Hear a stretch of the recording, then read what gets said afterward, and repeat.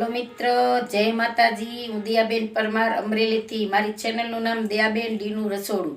તો આજે આપણે મગ મઠ અને સોળા ફણગાવેલા તૈયાર આપણે ફણગાવીને રાખ્યા છે. એકદમ સરસ. એક રાત પલાળી દેવાના, સવારમાં કાઢી લેવાના અને બીજે દી સાંજે આપણે બનાવવાના.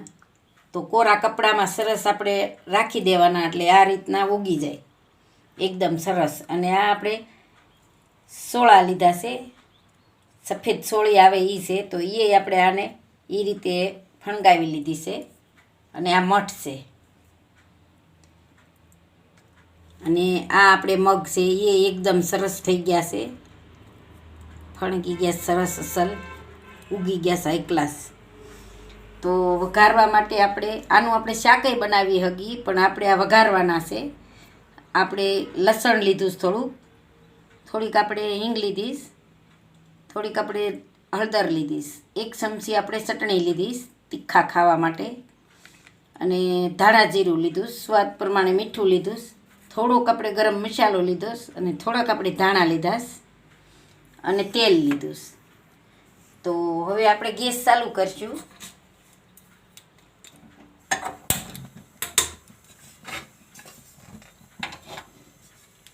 આપણે એને 1.5 દિવસથી આપણે રાખ્યા હતા. સરસ ઉગી ગયા છે. કપડામાં રાખી દેવાના નોખા નોખા. તો તેલને આપણે ગરમ થવા દઈશું. તો હવે આપણે આને સરસથી ધોઈ નાખશું, એટલે તળિયે આખા ઓલા હોય એ કોવડું થઈ ગયેલા હોય એ એમાં તળિયે રહી જાય. અને આને આપણે ધોઈને કાઢી લેશું. તો આ રીતે આપણે બધાય ધોઈ લેવું એકદમ સરસ.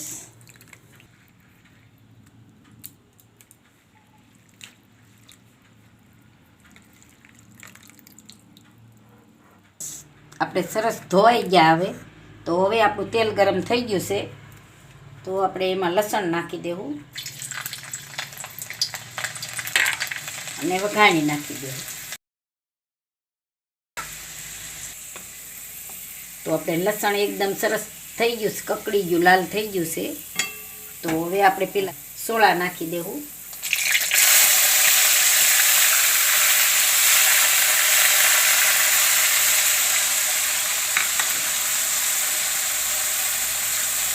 એમાં આપણે થોડુંક તેલ વધારે નાખવાનું હોય, એ બધું તેલમાં સડે ને એટલે.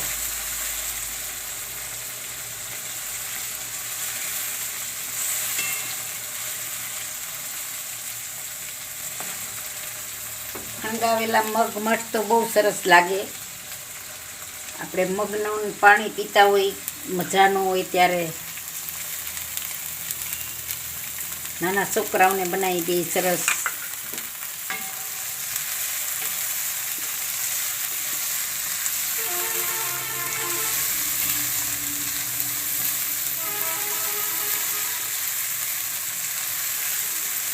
કોરા આપણે ફણગાવેલા કોરા સવારમાં 2 ચમચી ખાધા હોય તો એકદમ સરસ લાગે એને.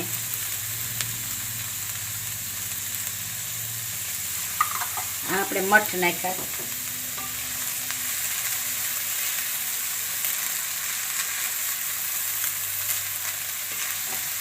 તો હવે આપણે આને તેલમાં સડવા દેવું.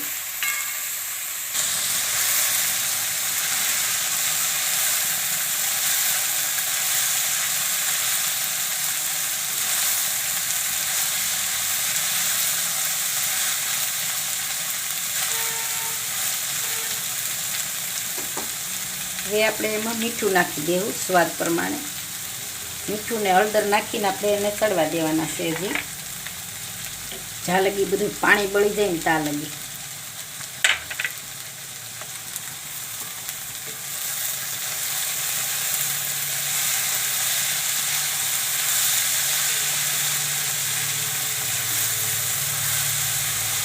અમારા ઘરમાં બને જ છે. અમારા છોકરા છે ને, છોકરાના છોકરા જાય છે નિશાળે, એટલે આવું તો બહુ બનાવરાવે.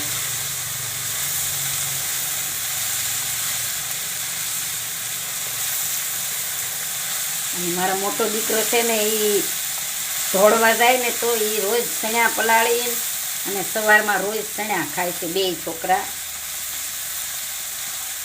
મારો નાનો દીકરો ને મારો મોટો દીકરો બે. એટલે અમારા ઘરમાં આવું તો બહુ જ બને છે.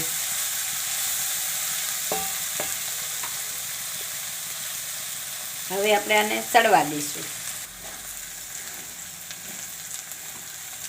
જો એકદમ સરસ આપણે સડી ગયા છે, મસ્ત થઈ ગયા છે,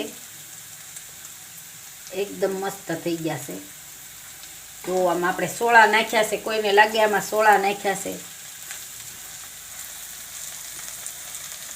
મસ્ત થઈ ગયું. તો હવે આપણે આ ચટણી નાખી દેવું. એને અહીં વિશે નાખશું, તેલ વિશે હોય ને એટલે તેલમાં સડી જાય. આ ધાણા જીરું નાખી દેવું અને આપણે આ ગરમ મસાલો નાખી દેવું અને આપણે આ થોડાક આપણે આ ધાણા નાખશું. બહુ મસ્ત ટેસ્ટ આવે આનો.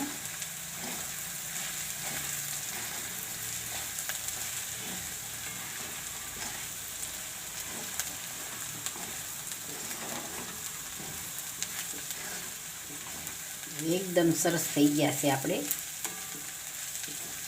પછી આને લીંબુ હોય તો આપણે લીંબુ નાખવાનું, પણ અત્યારે મારી પાસે લીંબુ નથી એટલે હું લીંબુ નથી નાખતી, પણ મસ્ત બની ગયા છે જો એકદમ સરસ. તો હવે આપણે ગેસને બંધ કરી દેવું.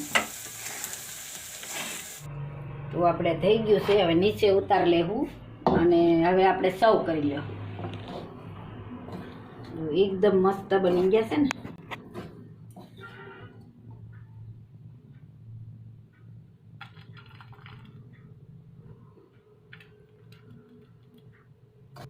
ફણગાવેલા એકદમ પૌષ્ટિક મસ્ત લાગ્યા આ બધાને. તો તૈયાર છે આપણા ફણગાવેલા મગ, મઠ અને સોળા. અને ઉપર આપણે થોડી કોથમરી નાખી દઈશું, ધાણા.